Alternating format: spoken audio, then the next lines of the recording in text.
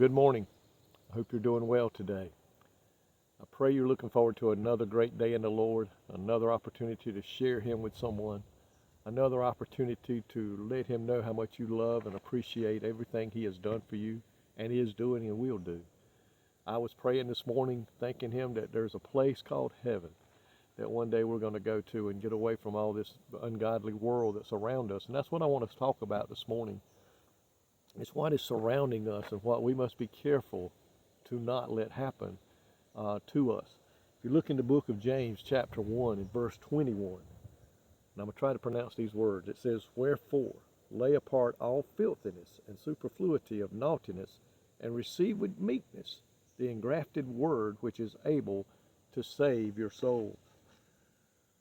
The word of God, be it if when it's preached or written, cannot effectively take a hold of our lives if we're still holding on to the filthiness and moral evilness that's in this world today. You see, we can't hold on to the world and we can't hold on to God at the same time.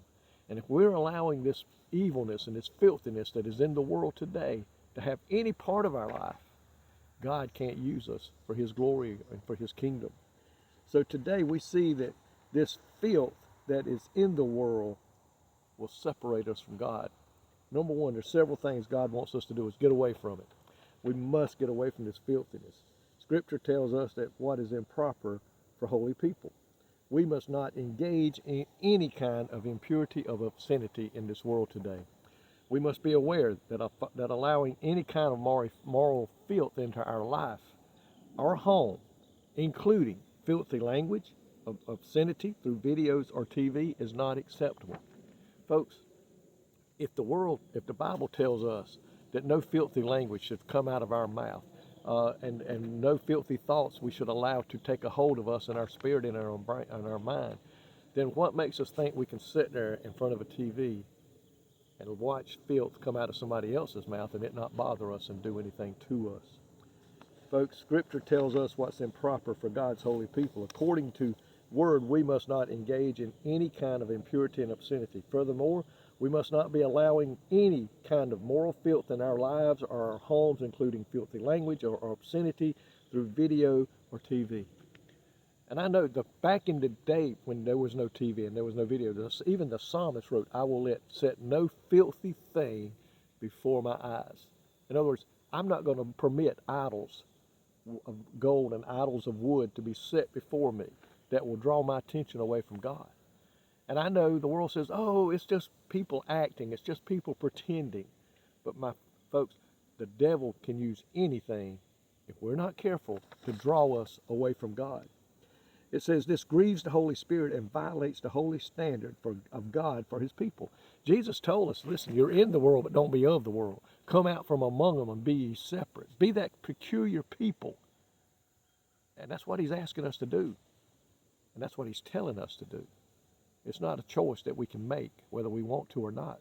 If you're going to stay a child of God and you're going to plan to make heaven your home, you must avoid the evilness and the moral filth that is in this world today. And guard your children. My folks, make sure you know what they're watching when they're in TV in that room by themselves.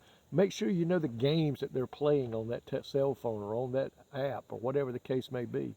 You need to watch them, because the devil can sneak into them just as easy as he can to us. We as believers must take God's righteousness and His holiness seriously. The Ephesians 5, 6 and 7 says, "Let no man deceive you with vain words, for because of these things cometh the wrath of God. Be ye not therefore partakers with them." We believers must take our relationship with God seriously. Our homes and our lives must be swept clean and filled with the Word of God and the holiness of God. When we'll do that, we can live the life that God wants us to live that will have a positive influence on our family, have a positive influence on our friends, and have a positive influence on us. But we must be separate. Get away from all this filthiness. Don't watch it. Don't listen to it. Don't even be in conversation with anybody about it. Because, folks, why take the chance to let it get a hold of us and not be able to get rid of it again? You know, sometimes when Satan comes, he comes like a roaring lion, the Bible says. Folks, guard your heart, guard your mind, Guard your eyes and guard your ears. The eyes and the ears are the windows to our soul. What we let our eyes see and what we let our ears hear can come into us. And before we know it, we will not be what we need to be for God. Lord, thank you today for your word that warns us. God, I know sometimes it sounds harsh, but God, it's for our own good, and we must realize that. You're helping us to live the life down here you would have us to live, that we may be a positive influence, but also that life that will one day take us to where you are, a place called heaven that you prepared for those who remain separated from this world. Even though we're in it, we don't have to be a part of it. Make each one of us strong enough to reject the things that the enemy will try to bring against us. In Jesus' name I pray. Amen. May God bless you today.